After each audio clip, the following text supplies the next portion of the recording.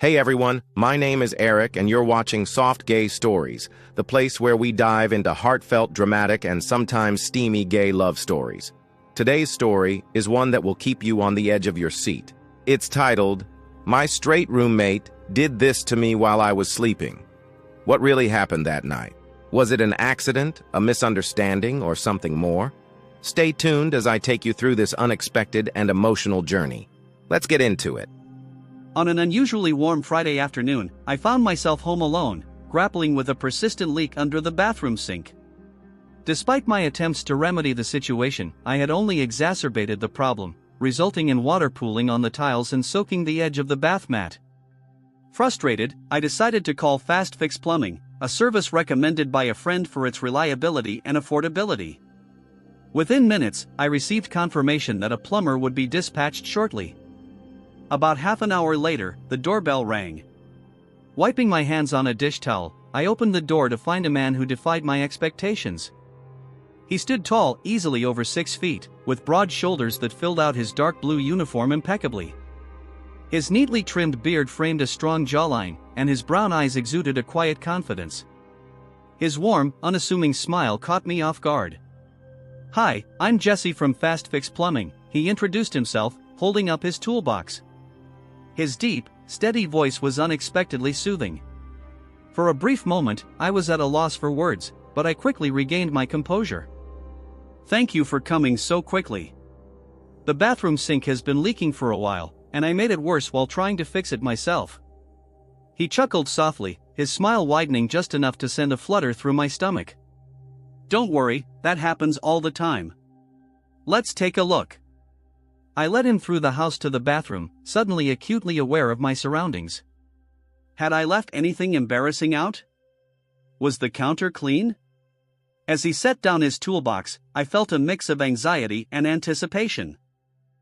Crouched by the sink, I attempted to keep my distance from him, yet my eyes were drawn to his figure, the way his shirt clung to his back with each movement, the subtle shadow of stubble along his jawline. He broke the silence, saying, "You tried to fix this yourself?" I admitted sheepishly, "Yeah, not my finest moment." He looked up at me with a grin and remarked, "Well, I'll let you know if it's salvageable or if you've committed plumbing crimes." I laughed, feeling some of the tension dissipate. "Do your worst." For the next few minutes, I stood to the side, observing him work. His movements were efficient, practiced, and strangely captivating. Occasionally, he would explain his actions, his voice calm and reassuring, but I found myself distracted by the way his forearms flexed as he tightened a bolt or how his eyes narrowed in concentration. At one point, he turned to ask me a question, and I realized too late that I had been staring. "Sorry, what?" I stammered, my face flushing. He inquired if I had experienced any other plumbing issues, a knowing glint in his eye. No," I replied quickly, "just this one." He held my gaze for a moment longer than necessary before returning his attention to the sink. I leaned against the doorframe, attempting to regain my composure. What was I doing? He was here to fix a leak, not to engage in whatever this was. Yet, there was something about him, an undeniable magnetism that I could not overlook. A few minutes later, he stood up, wiping his hands on a rag. "Good news and bad news," he said, turning to face me. "Let's start with the bad news." I tried to concentrate on his words rather than the way his shirt clung to him. "The pipe's pretty worn down. It'll hold for now, but you might need a replacement soon." "And the good news?" I prompted. "I fixed your leak," he replied, his smile returning. "For now, anyway." "Thanks," I said, relief flooding over me. "You're a lifesaver." "It's my job," he shrugged, but there was a warmth in his tone that made my chest tighten. I couldn't quite understand it, but I found myself quite attracted to him as he gathered his tools. I realized I didn't want him to leave just yet. "Would you like some water or something?" "It's quite warm outside," I offered. He regarded me with a thoughtful expression, and for a brief moment, I anticipated a refusal. However, he nodded, saying, "Sure, water sounds great." I guided him to the kitchen, retrieving a glass from the cabinet. As I handed it to him, our fingers brushed, and I felt a surge of electricity pass between us. He must have sensed it as well, for his hand lingered for a moment before he accepted the glass. "Thanks," he said, his voice now softer. "No problem," I replied, suddenly aware of my dry throat. For a brief interval, we remained silent, the atmosphere thick with an unidentifiable tension. Our eyes locked, and I felt my heart race. "Do you typically offer water to your plumbers, or am I just special?" he inquired, a teasing lilt in his tone. "You're special," I blurted out impulsively. His eyebrows shot up in surprise, followed by a warm, deep laugh that made my cheeks flush. "Good to know," he remarked, placing the glass on the counter. I was at a loss for words, but before I could gather my thoughts, he stepped closer, just enough to feel the warmth emanating from him without invading my personal space. "You're different," he said quietly, his gaze searching mine. "So are you," I replied, my voice barely above a whisper. The tension between us was nearly unbearable, a silent force neither of us seemed inclined to disrupt. It felt almost suffocating as Jesse moved even closer, his dark, intense gaze holding mine. My heart raced as I took in every detail of his face, the faint freckles on his nose, the slight upward curve of his lips hinting at a smile. The air around us was electric, charged with something unspoken yet undeniable. "You're staring," he said softly, his voice low and teasing. I blinked, taken aback by his observation. "Sorry, I didn't mean to." "Don't apologize," he interrupted, a full smile spreading across his face. "I don't mind." A vulnerability in his tone unexpectedly caught my attention, a quiet sincerity that sent a flutter through my stomach. I opened my mouth to reply, yet no words emerged. Instead, I found myself instinctively taking a small step forward, my body acting on its own. He did not retreat, rather, he leaned in slightly, his broad shoulders seeming to occupy the entire space. The tension between us intensified, becoming almost unbearable, and I could feel the warmth radiating from him, drawing me in like a magnet. "Jesse," I whispered, my voice barely audible. He tilted his head, his expression softening. I faltered, my throat tightening. What was I attempting to convey? That I couldn't stop gazing at him? That my heart raced every time he smiled at me? That this was the most alive I had felt in months? Before I could articulate my thoughts, he reached out, his hand brushing lightly against mine where it rested on the counter.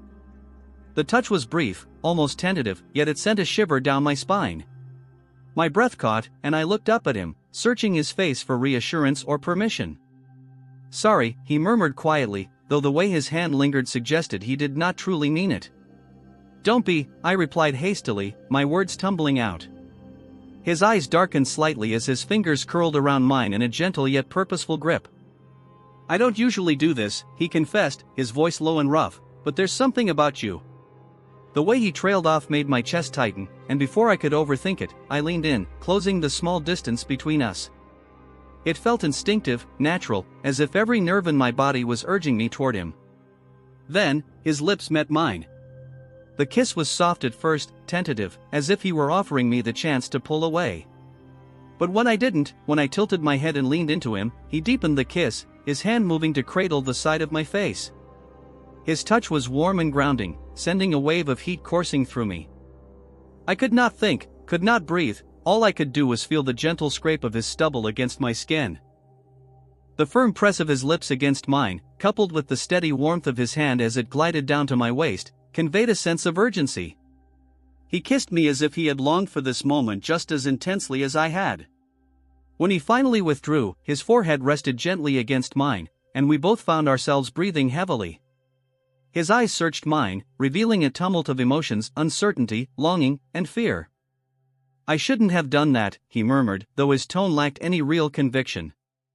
"I'm glad you did," I replied, my voice steady despite the rapid beating of my heart. He chuckled softly, his thumb brushing lightly against my cheek. "You're something else, you know that?" At a loss for words, I chose silence, allowing the moment to resonate. His hand remained on my waist, his touch providing a grounding sensation I hadn't realized I craved. However, the weight of reality soon began to intrude. "This isn't exactly professional," he remarked after a pause, his voice tinged with regret. "I don't care," I interjected quickly, the words escaping before I could restrain them. "I know it's complicated, but I don't regret it." He regarded me for a long moment, his expression softening. "Neither do I," he confessed quietly. The atmosphere between us shifted once more, the tension easing just enough to create space for something gentler, something more authentic. He stepped back slightly, his hand slipping away from my waist, and I instantly felt the absence of his warmth. "I should probably finish packing," he said, though he made no move to depart. "Yeah," I replied, my voice now subdued. For a brief moment, we remained still, the silence enveloping us. It was heavy yet not uncomfortable, rather, it felt as though we were both attempting to comprehend the significance of what had just transpired and what it meant for our future. "Do you need anything else fixed?" he finally asked, a small, almost bashful smile playing on his lips. I shook my head. "No, you've done enough." "Okay," he said, nodding slowly. I'll grab my tools." He turned to leave, but I reached out, taking hold of his hand before he could take a step away. Jesse turned to me, his expression a blend of surprise and curiosity. "Don't go yet," I urged, my voice steady despite the flutter of nerves in my chest. He hesitated, his gaze dropping to where my hand rested on his. A slight furrow appeared on his brow, as if he were grappling with an internal conflict. After a moment, he nodded, a faint smile forming on his lips. "All right," he replied softly, "I'm not going anywhere." A wave of relief washed over me, and I stepped back slightly, gesturing toward the couch. "Why don't you sit down? You've been working all morning." He chuckled lightly, running a hand through his hair. "It wasn't that much work, but sure." As he settled onto the couch, I busied myself in the kitchen, pouring 2 glasses of water. My hands trembled slightly, the adrenaline still coursing through me from the earlier events. When I turned back, Jesse was watching me, his gaze warm and steady, causing my pulse to quicken once more. I handed him a glass, and our fingers brushed briefly. That small contact sent a jolt through me, prompting me to quickly turn away and sit at the other end of the couch, creating some distance. Yet, even with the space between us, the room felt smaller, the air thick with unspoken tension.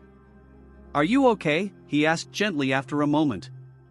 I nodded, taking a sip of water to steady myself.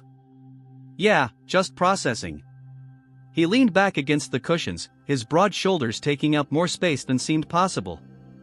"Me too," he admitted, his voice quieter now. "This isn't exactly how I thought today would go."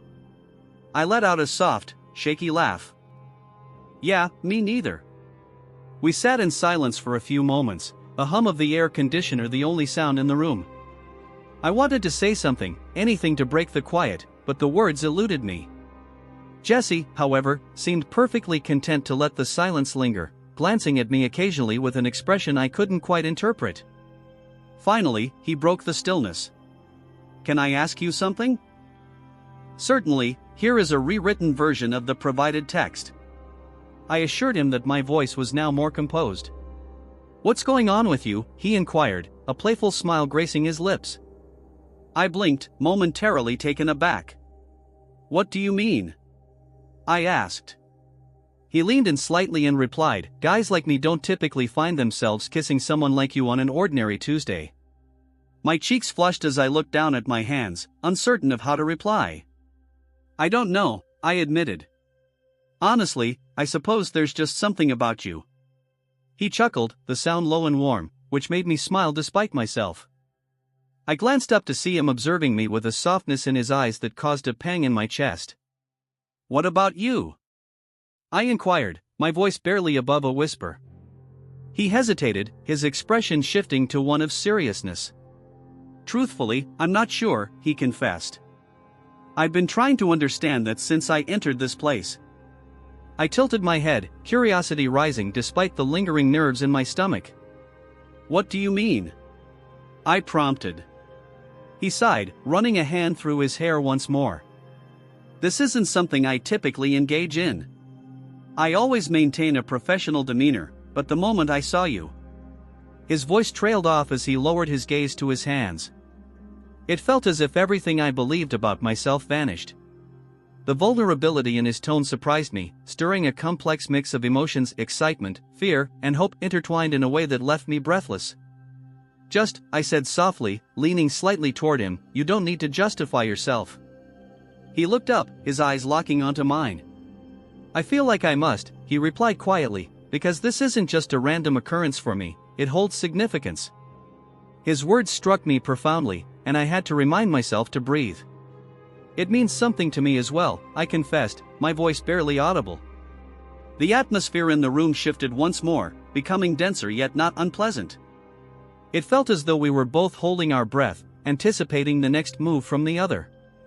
Jesse was the first to disrupt the silence, leaning forward and taking my hand in his. "Tell me to stop if this is too overwhelming," he said softly, his thumb gently brushing against my skin. I shook my head gently, my heart racing so intensely that I was convinced he could hear it. "Don't stop," I said, my voice unwavering despite the tempest of emotions swirling within me. He responded with a small, almost bashful smile that caused a pang in my chest. Then, he leaned in. This kiss was no longer tentative or uncertain. It was assured, confident, and radiated warmth that coursed through me like wildfire. His hand cradled the back of my neck, drawing me closer, and I found myself surrendering to him, my hands gripping his shoulders for stability. The outside world faded away, leaving just the two of us in that moment. His touch was firm yet gentle, his kisses slow and intentional, as if he wished to relish every second. It transcended a mere kiss, it was an unspoken promise, undeniable and real, affirming that this connection mattered. When we finally separated, we were both breathless, our foreheads resting against one another as we attempted to regain our composure. Jesse's hand lingered on my neck, his thumb grazing my skin in a way that sent shivers down my spine. "You're incredible," he murmured, his voice low and filled with emotion. "So are you," I replied, my voice quivering slightly. He smiled, his eyes softening as they met mine. "I don't know where this is headed," he confessed, "but I want to discover it." "Me too," I responded, and I meant it. For a long moment, we remained there, our hands intertwined, the silence between us transformed from heavy to imbued with a quiet understanding. Whatever this was, it was merely the beginning, and I eagerly anticipated where it would lead. Indeed, I was correct, this was just the start, for what lay ahead was even more extraordinary than what had already transpired. Jesse leaned back slightly, his gaze fixed on mine, his hand still resting gently on my neck. A palpable heat filled the room, something that had either been absent or simmering just beneath the surface, waiting for the opportune moment to erupt. His touch remained steady, grounding, as if he was not yet ready to let go. "I was not the only one feeling this way, you know," Jesse began, his voice low and accompanied by a hint of nervous laughter. "This was not quite what I had envisioned when I entered this space today." His thumb brushed against my skin absent-mindedly, a subtle gesture that sent a shiver coursing down my spine. "What did you envision?" I inquired, my voice gentle yet tinged with curiosity. I was hanging on to his every word, my heart racing as I awaited his response. He chuckled, the sound rich and warm, as if he were amused by his own thoughts. "I thought I would fix a pipe, perhaps give you a brief explanation of what went wrong, and then leave, simple as that." I tilted my head slightly, a playful smile forming on my lips. "And instead?" His gaze fell to my lips for a fleeting moment before returning to my eyes. "Instead, I'm here with you, and I'm uncertain if I want to leave." My breath caught at his admission, the words suspended in the air between us like an unspoken promise. The sincerity in his gaze and the raw honesty of his voice were disarming, making me yearn to hold him even closer. "You don't have to," I replied, the words slipping out before I could reconsider.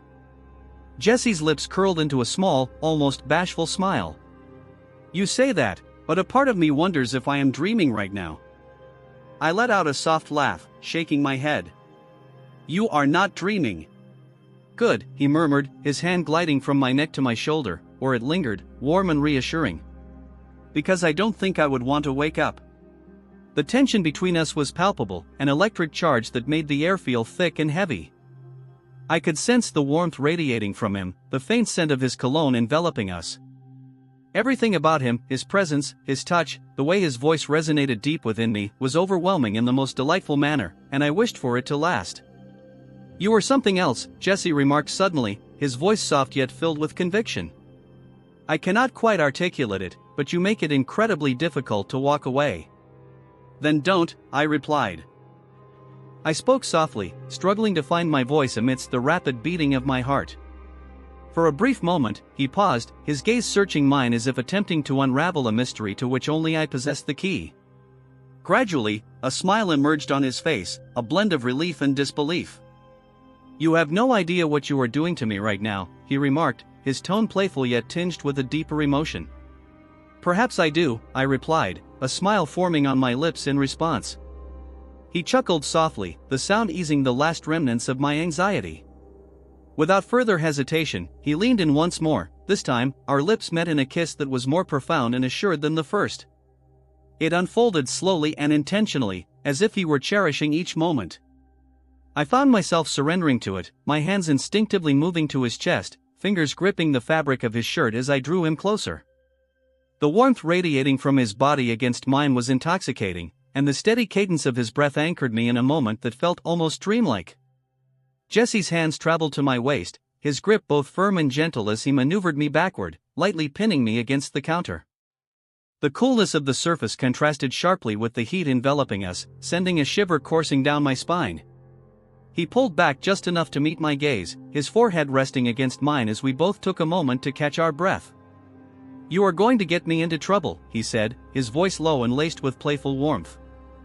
"Maybe it's worth it," I responded, my voice quivering with a blend of excitement and apprehension. Jesse's smile broadened, and he let out a soft laugh that ignited a new wave of warmth within me. "You are trouble, you know that?" I shrugged, attempting to maintain a playful demeanor even as my heart raced uncontrollably. "I suppose I am." His hands glided from my waist, one settling on my hip while the other cradled the side of my face. His thumb brushed gently against my cheek, and the tenderness of the gesture made my heart ache. "You are also incredible," he added. He spoke softly, the sincerity in his voice compelling me to maintain eye contact. I found myself at a loss for words, they seemed insufficient to convey the tumult of feelings within me.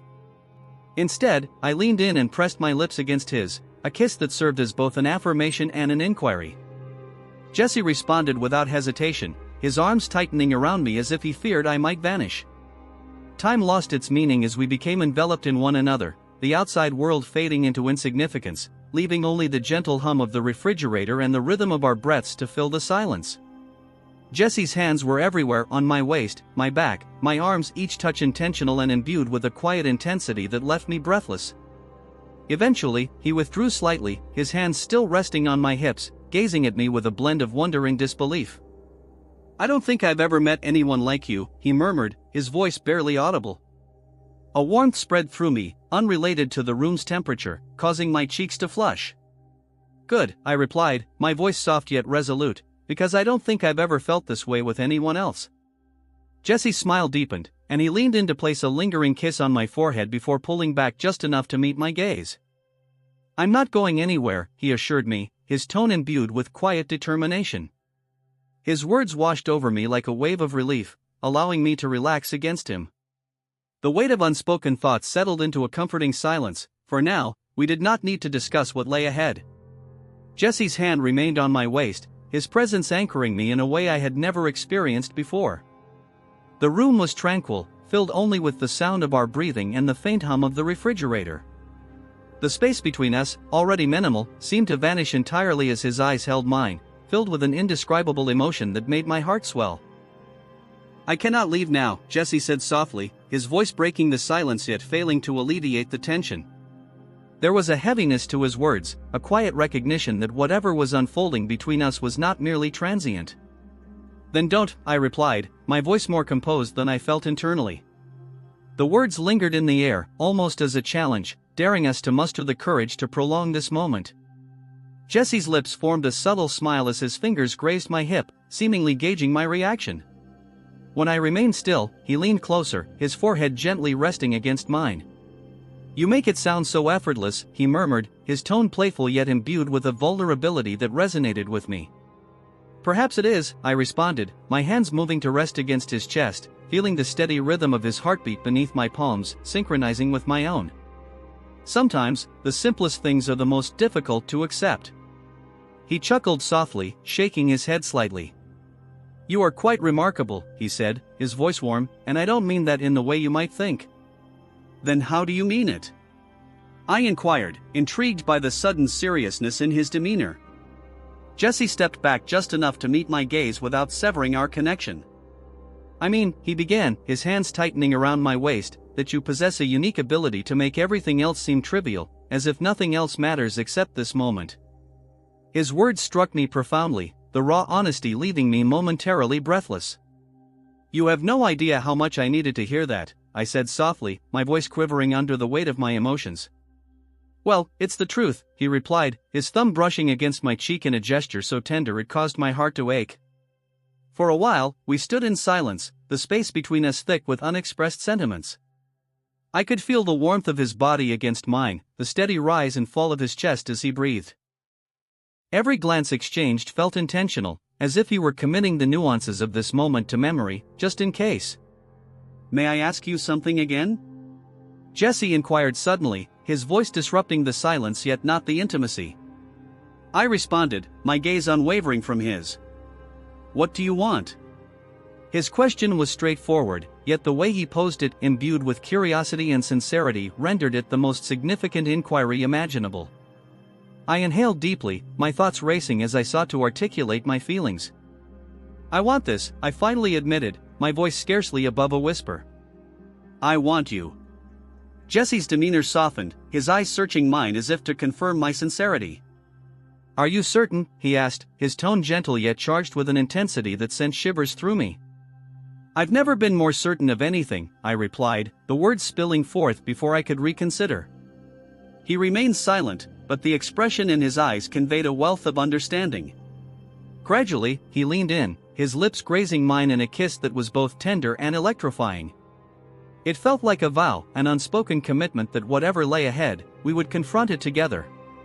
The kiss deepened, and I found myself enveloped in him, my hands weaving through his hair. Jesse's hands moved from my waist to my back, drawing me closer until there was no distance left between us. The warmth of his body, the strength of his embrace, and the way his lips danced against mine were all-consuming, leaving me breathless. Eventually, he glanced down, and upon realizing what was about to unfold, he took action. As time passed, we ventured even further, much further. It was extraordinary, a dream realized, to be with such a striking plumber.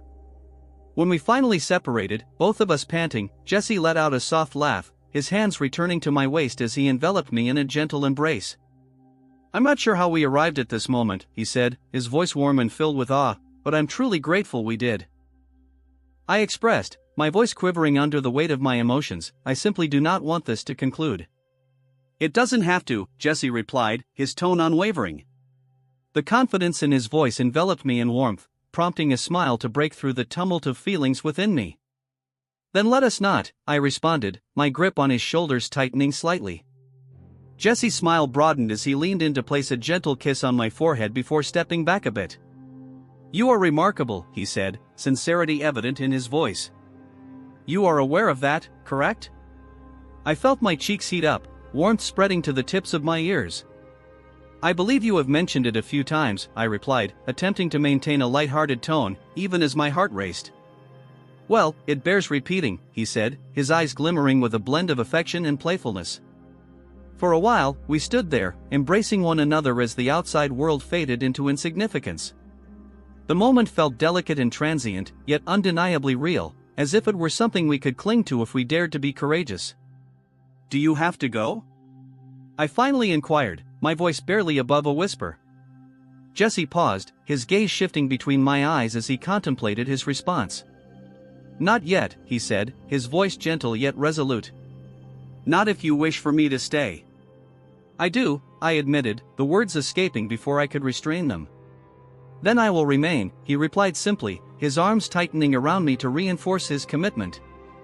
In that instant, enveloped in his warmth and the soft ambience of the room, I realized this was merely the beginning. Whatever lay ahead, whatever obstacles we would encounter, we would confront them together. In the weeks that followed, life did not revert to normalcy, at least not for me. Every corner of my home seemed to echo with memories of Jesse, the faint scent of his cologne lingering in the air, the way he had smiled at me while fixing the kitchen pipes, and the gentle timbre of his voice. The conversation revealed sentiments I was unprepared to confront. Initially, we communicated frequently through brief messages, which gradually evolved into more substantial and personal exchanges. I discovered that Jesse was not merely a plumber who arrived at an opportune moment. He possessed a sense of humor, thoughtfulness, and an unexpectedly candid nature. He would send me pictures of various things that reminded him of me: a sunset during his commute, a whimsical sign at a hardware store, and each notification on my phone brought a delightful surge of joy. However, amidst the positivity, there were also moments of uncertainty. The nature of our relationship was certainly unconventional. Jesse was still navigating what it meant for him, and I was in a similar position. I often found myself overanalyzing, concerned that the connection we shared might extinguish before it had the opportunity to develop further. One afternoon, approximately 2 weeks after our initial encounter, Jesse surprised me with a phone call instead of a text. "I'm finishing up a job near your place," he said, his tone warm and familiar. "I thought I'd see if you were around." The prospect of seeing him again filled me with excitement, yet it also ignited a nervous energy that I struggled to suppress.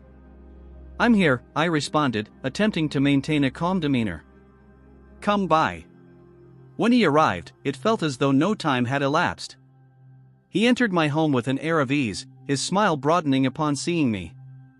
"I hope there are no new leaks," he joked, and I couldn't help but laugh. "No leaks," I assured him, my heart racing as he moved closer.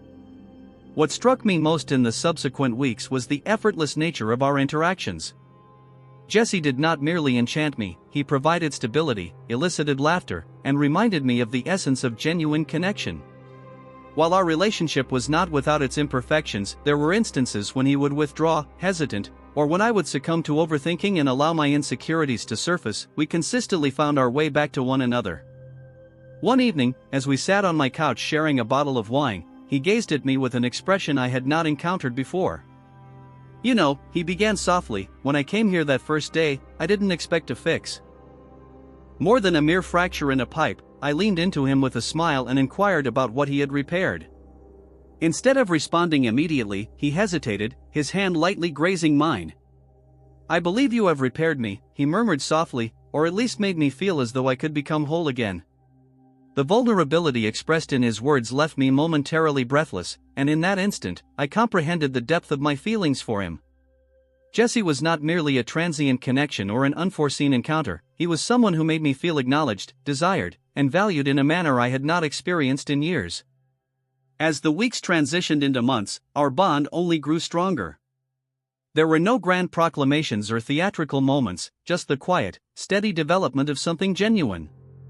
Although the future remained uncertain, one thing was clear: that initial encounter with Jesse had transformed everything. What are your thoughts on this? Would you have acted similarly, or would you have chosen a different path? Please share your opinions in the comments.